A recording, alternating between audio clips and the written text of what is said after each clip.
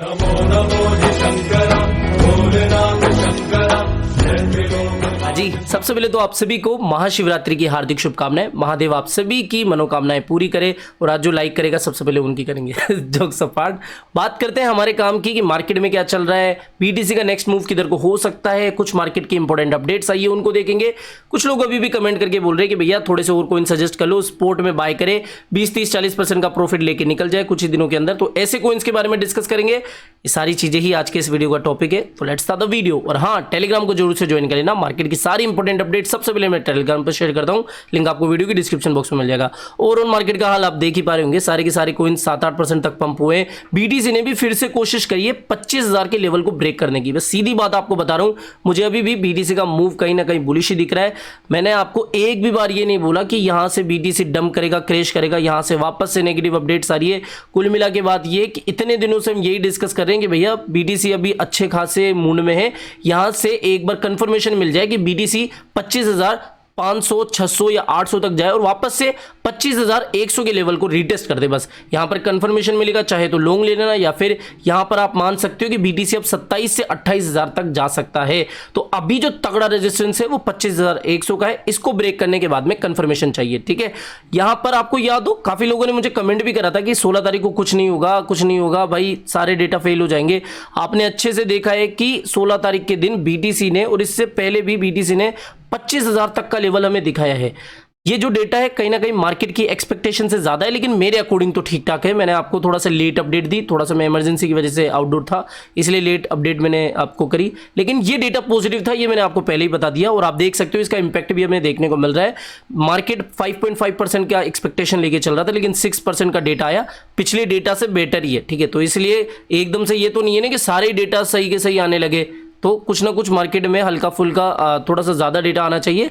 तो कुल मिला के डेटा अच्छा था, बीटीसी का मूव अभी भी मुझे ठीक ठाक दिख रहा है। अब बात करें अगर काम की, तो यहाँ पर देखो पहली अपडेट, इंपॉर्टेंट अपडेट टेलीग्राम पर भी आपको मिल चुकी होगी कि बाइनेंस ने क्या किया है। देखो बाइनेंस ग्लोबल अलग कंपनी है, Binance.US एक अलग कंपनी है, ये क्लियर हो गया।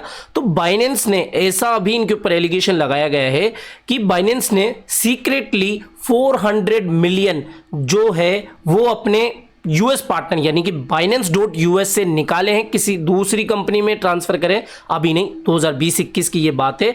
तो कहीं ना कहीं रॉयटर्स का ये एक डेटा आया था, रिपोर्ट आई थी, जो कि ये बता रहा है कि सीक्रेटली बाइनेंस ने 400 मिलियन जो Binance.US है उससे निकाला है।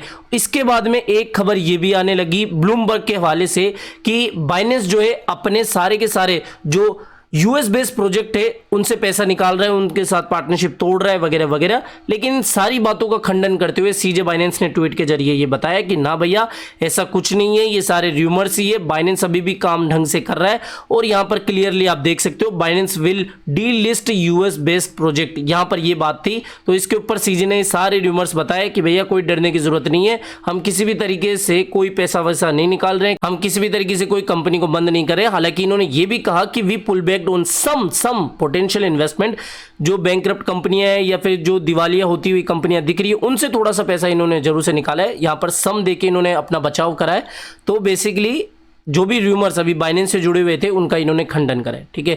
और मुझे जितना समझ में आ रहा है ना, मार्केट बाइनेंस अभी भी स्ट्रॉन्ग है। जितने भी फंड्स इससे जुड़े हुए आते हैं बाइनेंस मुंह तोड़ जवाब भी देते हैं, तो कहीं ना कहीं बाइनेंस अपनी जगह पर अभी स्ट्रॉन्ग दिख रहा है। अब इसका मतलब ये नहीं कि अंधा भरोसा हम इस पर कर ले, लेकिन हाँ अभी पलड़ा हमें बाइनेंस का ही भारी देखने को मिल रहा है। तो ये कहीं ना कहीं पॉजिटिव अपडेट है कि सीजे बाइनेंस आगे से चल के आ रहे हैं और बोल रहे हैं कि हाँ कहीं ना कहीं ये सारे र्यूमर्स है। अब देखो कुछ लोग बोलेंगे कि यार ये तो सीईओ है, ये तो कंपनी का मालिक है, तो ये तो पॉजिटिव बात बोलेगा ही। लेकिन जितनी भी रिपोर्ट्स वगैरह आई ना, उनका कोई इतना स्ट्रॉन्ग आधार मुझे देखने को नहीं मिला, ठीक है। सिर्फ हवा की बातें और इन्हीं का खंडन सीजे बाइनेंस कर रहे हैं, ठीक है। तो ये सारी अपडेट्स उसी से जुड़ी हुई है। तो बाइनेंस को लेकर जो भी अभी आपको र्यूमर दिखे, कहीं ना कहीं समझ लेना कि वो र्यूमर ही है, ठीक है। CZ Binance deny Binance is considering delisting token from US project, ठीक है। तो ये टोकन डीलिस्टिंग की बात भी कहीं ना कहीं हवा थी, सीजे ने साफ डिनाई कर दिया है।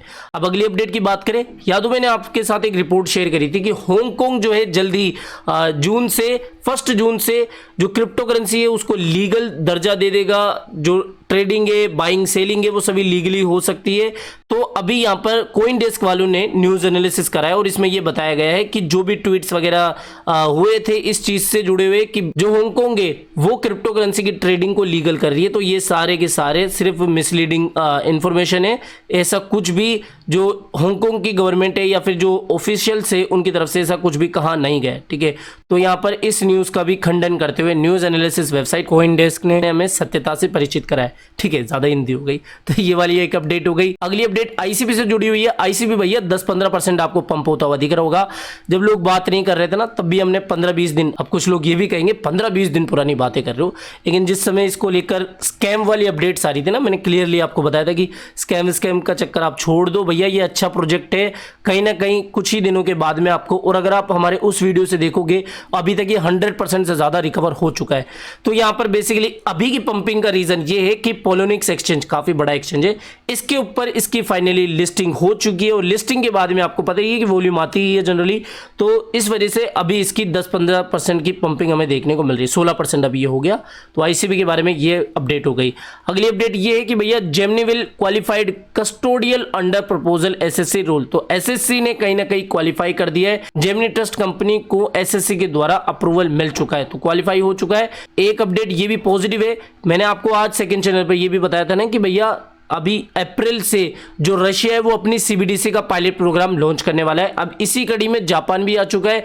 जापान भी 1 अप्रैल से अपना जो पायलट प्रोग्राम है डिजिटल येन का या फिर इनकी सीबीडीसी का वो चालू करने वाला है। जापान से शिबा इनू से जुड़ी हुई जो अपडेट थी वो मैंने आपको ऑलरेडी बता दी है कि शिबा इनू जापानीज काफी बड़ा एक्सचेंज है, उस पर लिस्ट हो चुका है। तो ये भी कहीं ना कहीं इंपॉर्टेंट बात है कि जापान की तरफ से भी कहीं ना कहीं अब पॉजिटिव अपडेट्स हमें आती हुई दिख रही है, क्योंकि जापान बहुत स्ट्रिक्ट है क्रिप्टो करेंसी को लेकर। तो अब धीरे धीरे थोड़ी सी पॉजिटिव अपडेट्स और आना शुरू हो गई है। अब बात करें उन कॉइन्स के बारे में जो कि थोड़ा हमें अच्छा खासा प्रॉफिट दे सकते हैं कुछ ही दिनों के अंदर या फिर हफ्ते, 1.5 हफ्ते, 2 हफ्तों के अंदर। देखो काफी लोग इस समय कोइंस का नाम जानना चाहते हैं, ये चीज आप खुद भी कर सकते हो। अभी ऐसे कोइंस आपको देखना है जिनकी चर्चाएं नहीं हो रही है, जो कि प्रोजेक्ट काफी धांसू है।